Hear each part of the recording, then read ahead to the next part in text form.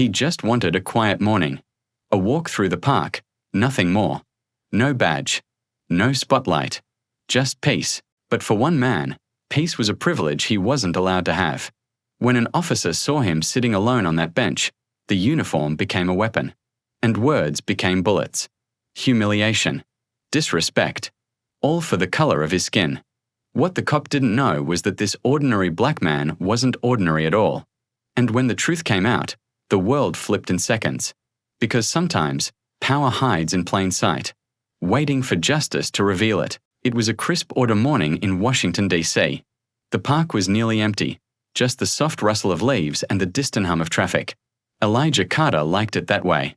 It was his ritual before work, a quiet walk, a cup of coffee, and a few moments to breathe before stepping into a world that never stopped demanding decisions. To anyone watching, he looked like any other man in his late 30s, calm, thoughtful, and dressed in a grey hoodie and jeans. But behind that simple appearance was a life most people could only imagine. Years of service. Countless operations. A man who had seen the country's darkest corners, yet still believed in its promise. He'd spent decades protecting the very freedom that allowed others to doubt him. And yet, even after earning one of the highest offices in the nation, he never forgot where he came from, or how easily respect could be denied because of skin color. That morning, as he sat quietly on that bench, he didn't realize how close he was to another reminder of that truth. Elijah sat on the park bench, sipping his coffee and watching a group of kids race their bicycles along the path. It was peaceful, the kind of morning that reminded him why he still believed in America, even after everything he'd seen. Then came the sound. A sharp voice cutting through the calm. "Hey, you can't sit there." He looked up, puzzled. A police officer was walking toward him, young, uniform crisp, hand already resting near his holster. Elijah blinked, thinking maybe it was a misunderstanding. But the officer's eyes said otherwise. Cold. Suspicious. Ready to judge before knowing a thing. Elijah spoke calmly. "Is there a problem, officer?" "Yeah," the cop snapped. "This area's for joggers, not loiterers. Let's see some ID." Elijah hesitated, not out of guilt but disbelief. He'd walked this same path every morning for years. The bench wasn't restricted. The sign right beside it even said public rest area. But that didn't matter. Not when you were a black man sitting alone. He reached slowly for his wallet, careful not to make any sudden moves. The officer's stance stiffened anyway, as if expecting danger. The look, that silent accusation, was something Elijah had seen before, long before he ever wore a suit or held authority. It was the look that said, "You don't belong here." People began to stare. A jogger slowed down, pretending to tie his shoes but really watching. A mother pulled her child a little closer. The air thickened, not with words, but with judgment.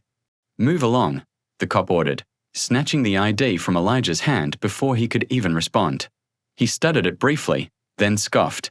"Elijah Carter, huh? Sounds made up. What are you really doing here?" Elijah kept his voice steady, enjoying the morning, like everyone else.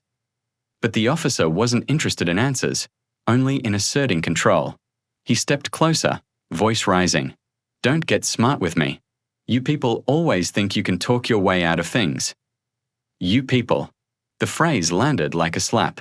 It wasn't new, but it still burned.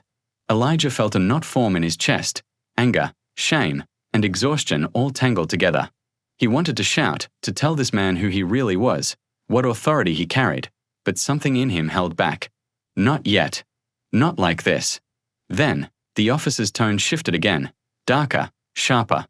"Are you trying to be funny with me? Stand up. Hands where I can see them." Elijah rose slowly, eyes steady, voice calm. "Officer, I suggest you think carefully about what you're doing." "Is that a threat?" The cop barked, hand hovering near his weapon. For a moment, time froze. The birds, the wind, and the distant chatter all disappeared. It was just two men, standing inches apart, separated by fear and pride. And that's when it happened, a voice from behind. Firm, commanding. "Officer Daniels, what the hell do you think you're doing?" The young cop turned. His color drained instantly. Because the man approaching wasn't just another bystander, it was his precinct captain. And he looked furious. Elijah didn't move, didn't speak. He just watched the realization spread across the officer's face, the dawning horror of what he'd done. But the real shock, that was still to come. The park had gone silent. Every eye was on them, the young officer, face pale and trembling, and the man he had just accused. His captain's voice still echoed across the open space, sharp and furious, but Officer Daniels barely heard it. His pulse thundered in his ears.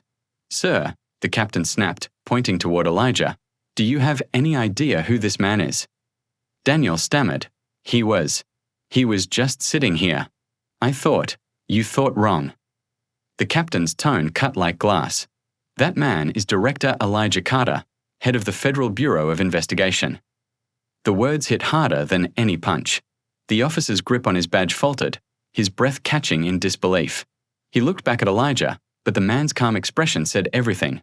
No rage, no shouting, just the kind of silence that held more power than words ever could. The crowd began to murmur. A few people lowered their phones. Others just stared, frozen between shame and awe. Daniel's voice cracked. "Sir, I didn't know." Elijah finally spoke, his tone even and deliberate. "That's the point." He took a step closer, eyes steady. "You saw my skin before you saw my face. You saw a threat, not a man. You wore that badge to serve and protect, not to judge and humiliate." The young officer's lip quivered, his hand trembling near his sidearm. He couldn't meet Elijah's gaze. Every ounce of arrogance had drained from his body, replaced by something else, fear. Not of punishment, but of the truth staring him down. The captain's voice cut through again, lower now. "Director Carter, my sincerest." Elijah held up a hand. "Save it. This isn't about me. It's about every person who won't get the chance to explain who they are before a gun is drawn." For a long moment, no one moved. The only sound was the wind rustling through the trees, carrying with it the weight of every unspoken story that had ever ended differently. Then Elijah turned to leave, his final words barely above a whisper. "Now tell me, officer, how many others did you never get to know?" Elijah didn't look back as he walked away. The sound of his footsteps on the gravel path echoed louder than any apology could. Behind him, the officer stood frozen, stripped of arrogance, left only with the heavy weight of what he'd done. The park slowly returned to life, but nothing felt the same. The people who had watched in silence now carried something they couldn't unsee. It wasn't just a confrontation, it was a mirror, a reflection of how fragile respect becomes when seen through the lens of prejudice. Later that evening, Elijah returned to his office at the bureau. The city lights shimmered through the window as he set down his badge, staring at it for a long moment. That piece of metal, the symbol of authority, justice, and power, meant nothing in the wrong hands. It could protect or destroy, depending on the heart behind it. He thought of all the names he'd read in reports, the lives lost in misunderstandings, the families who never got their answers. Today, he could have been one of them, just another headline, another protest, another wound on the soul of a nation still healing from the same old scars. But he wasn't interested in revenge. He wanted awareness, change, accountability. Because this story, his story, wasn't rare. It was repeated in streets, parks, and neighborhoods every single day. Most just never made it to the news. The next morning, a statement went out from the FBI's official page, not about power, but about humanity.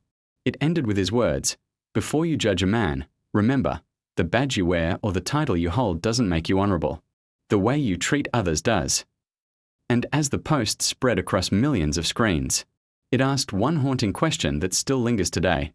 How many more lives must prove their worth before equality stops needing a title?